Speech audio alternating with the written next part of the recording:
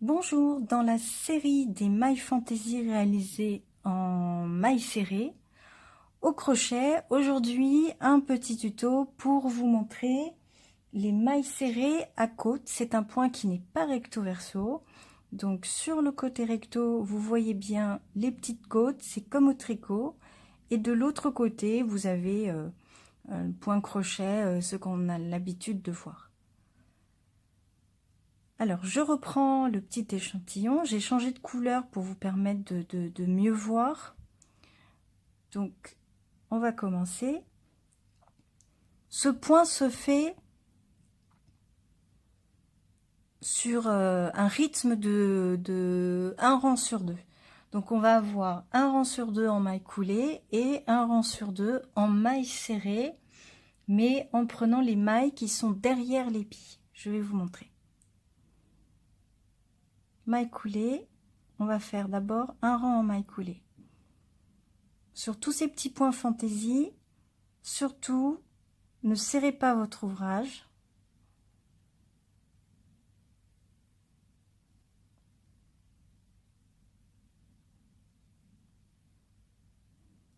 Autrement, vous allez avoir des difficultés. Donc ici, je fais un rang en maille coulée. Donc je pique et je ressors tout de suite à travers la maille. À la fin du rang de maille coulée, je vais faire une maille en l'air pour tourner. Et je tourne. Ici, avec les couleurs, vous allez mieux comprendre le contraste.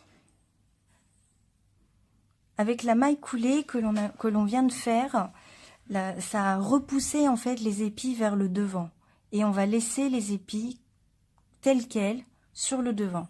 Ça veut dire qu'au lieu d'aller crocheter la maille, l'épi rose là qui est caché et qui de toute façon sera de toute façon compliqué à aller chercher, donc on ne peut pas trop se tromper. Si on retourne un petit peu, vous voyez que derrière il y a une deuxième série d'épis. Donc ça, en rose, vous avez les épis de devant et en marron, les épis qui se trouvent juste derrière. Et c'est dans ces épis que l'on va venir faire le rang de mailles serrées. Donc je vais aller chercher l'épi qui est derrière et je vais faire un rang en mailles serrées.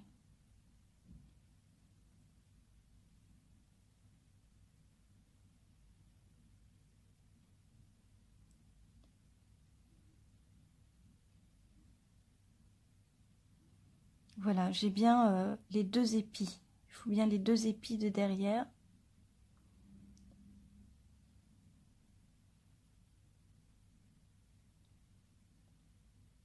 Donc je prends bien ici.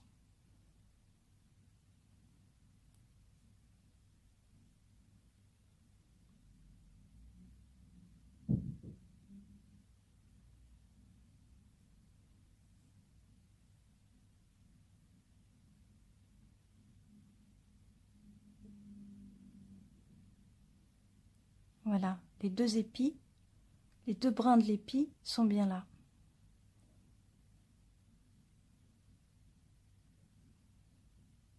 Et on va continuer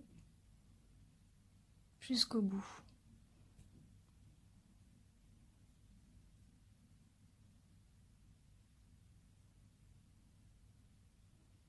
Alors ici, ça cafouille un peu.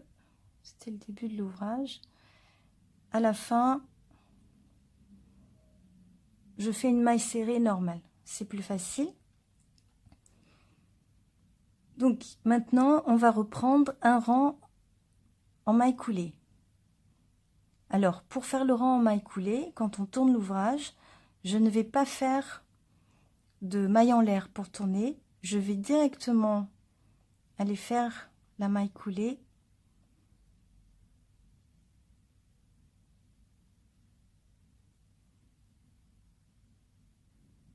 sans faire de maille en l'air pour tourner.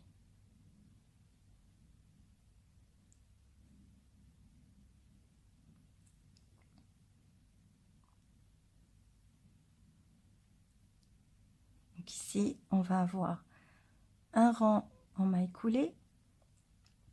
Et à la fin du rang de maille coulée, cette fois-ci, je fais une maille en l'air pour tourner. Et là, j'ai de nouveau les épis qui ont été poussés vers l'avant, comme ceci. Donc, je ne vais pas crocheter dans ces épis-là, mais je vais prendre les épis qui sont juste derrière. On va refaire un rang.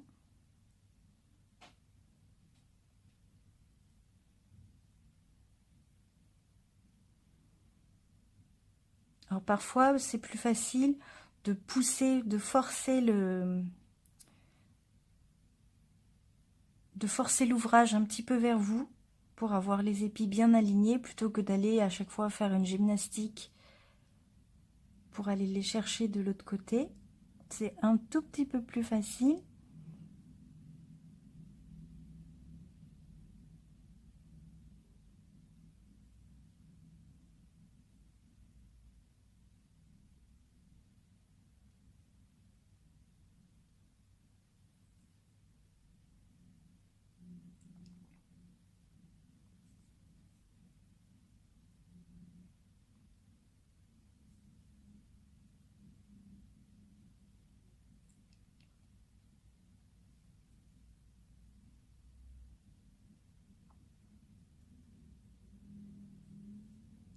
Dans les épis qui sont derrière et dernière maille.